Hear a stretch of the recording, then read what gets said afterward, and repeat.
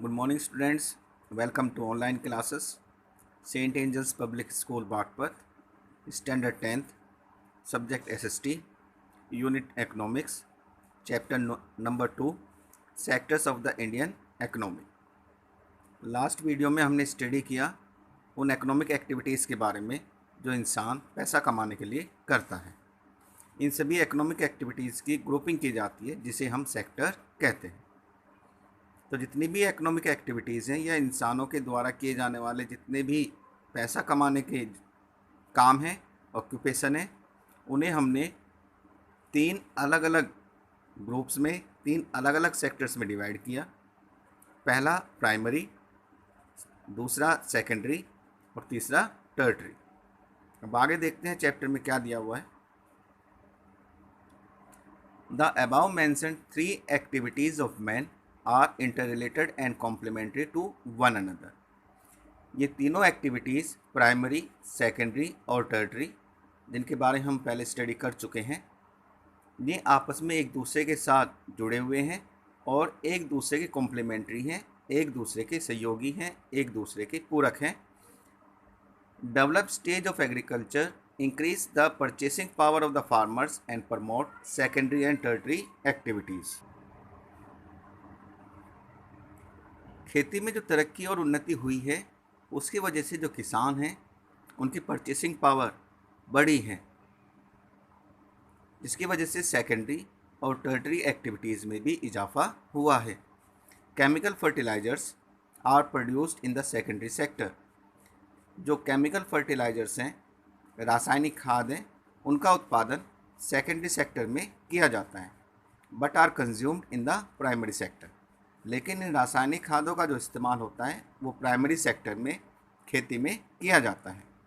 Trade and transport establish A link between the producer and the consumer.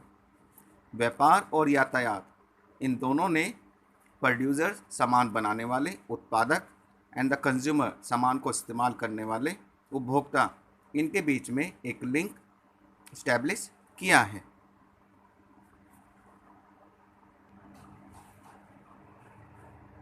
Interdependency of various sector. अब ये जो तीनों sector हैं ये कैसे एक दूसरे पर निर्भर करते हैं। इकोनॉमिक एक्टिविटीज़ दो are group into 3 different categories, but all this sector और एक्टिविटीज़ आर हाईली इंटरडिपेंडेंट। तो जितनी भी इकोनॉमिक एक्टिविटीज़ हैं, हालांकि इनको 3 अलग अलग ग्रुप्स में, अलग अलग कैटेगरी में डिवाइड किया गया है, लेकिन ये तीनों सेक्टर या एक्टिविटी आपस में एक दूसरे पर बहुत हद तक निर्भर करती है। तो यहाँ पर हमें एक फ्लो चार्ट दिया हुआ है, तो हम देखते हैं कैसे ये एक्टिविटी या सेक्टर एक दूसरे पर डिपेंड करते हैं। पहले हम बात करेंगे प्राइमरी सेक्टर और सेकेंडरी सेक्टर की। अब ये जो प्राइमरी सेक्टर है, यहाँ से फूड और रॉ मटेरियल सेकेंडरी सेक्टर को मिलता है और सेकेंडरी सेक्टर से मशीनरी प्राइमरी सेक्टर को मिलती है। बात करते हैं प्राइमरी और टर्टरी की। तो जो टर्टरी सेक्टर है वो प्राइमरी सेक्टर को सर्विस प्रोवाइड कराता है and in return primary sector tertiary sector को फूड अवेलेबल कराता है। As it is clear from the given flow chart all the sectors are interdependent.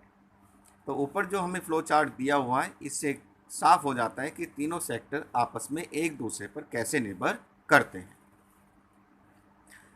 Primary sector provide food and other raw material to secondary sector, and in return secondary sector provide various inputs like machine, equipment, etc. to the primary sector.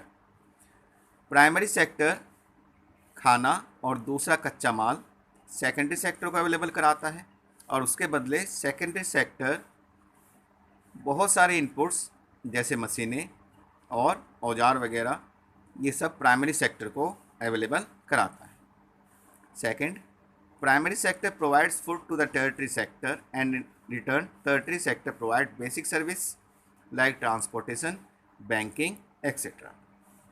अब ये जो primary sector है वो Tartary sector को खाना देता है और उसके बदले टर्टरी सेक्टर प्राइमरी सेक्टर को बहुत सारी सुविधाएं, सर्विसेज अवेलेबल कराता है, जैसे ट्रांसपोर्टेशन है, यातायात है और बैंकिंग है।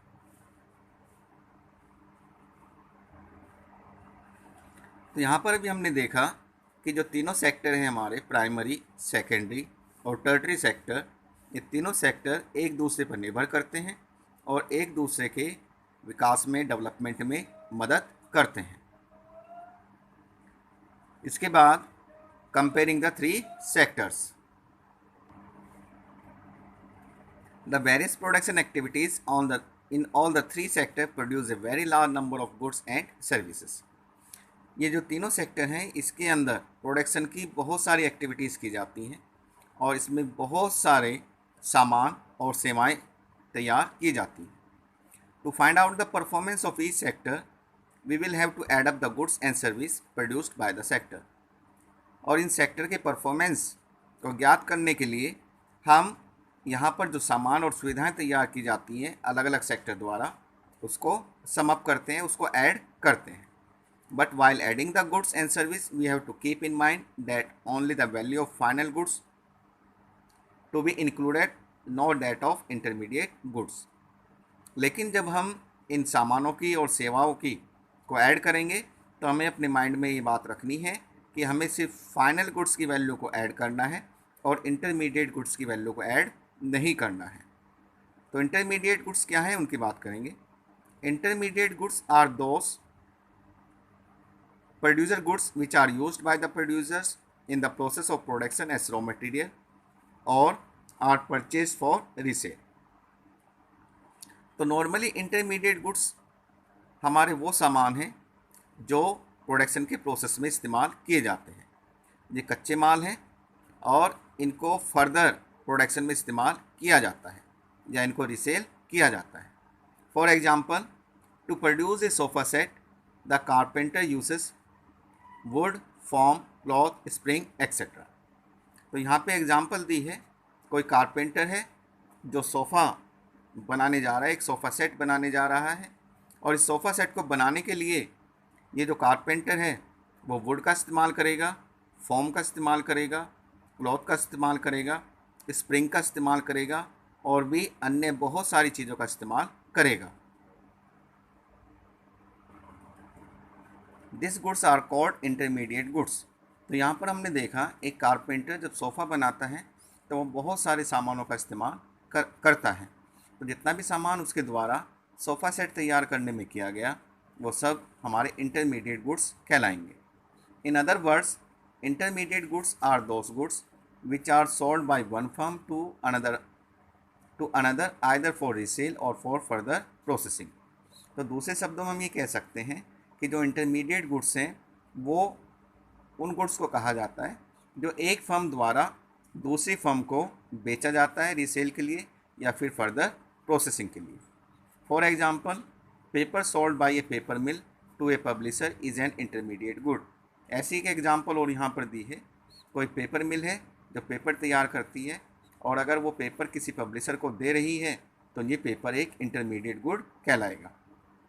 The publisher will use the paper for the production of books. और ये जो पब्लिशर है, ये जो प्रकाशक है, वो इस पेपर का इस्तेमाल किताबों के प्रोडक्शन में करेगा। Likewise, cloth sold by a textile mill to a tailor to the tailor is an intermediate good. इसी तरह से कोई टेक्सटाइल मिल है, कपड़ा बनाने वाली मिल है, वो किसी टेलर को कपड़ा बेचती है तो वो कपड़ा एक इंटरमीडिएट गुड कहलाएगा। The tailor will use the cloth for making shirt for the consumer. और ये टेलर इस कपड़े का इस्तेमाल कंज्यूमर के लिए, उपभोक्ताओं के लिए शर्ट्स बनाने में करेगा। In short, intermediate goods are those goods which are within the boundary line of production. तो यहाँ पे हमें एक डेफिनेशन और दी है इंटरमीडिएट गुड्स की। तो इंटरमीडिएट गुड्स में वो सभी गुड्स आते हैं जो लाइन ऑफ प्रोडक्शन की बाउंड्री के अंदर हैं, यानी कि अभी पूरी तरह से तैयार नहीं हैं। They are in raw form, अभी वो रॉ फॉर्म में है, कच्ची अवस्था में है और उनको फर्दर प्रोसेस किया जाना है। The value of this goods is not included in the national income of a country. और इन इंटरमीडिएट गुड्स की जो वैल्यू होती है उसे किसी भी देश की नेशनल इनकम में शामिल नहीं किया जाता। Their value is reflected in the value of final goods. और इनकी जो वैल्यू है वो वैल्यू फाइनल गुड्स के अंदर शामिल की जाती है। We will discuss the chapter further in next online class. Till then stay connected. Have a nice day. Thank you.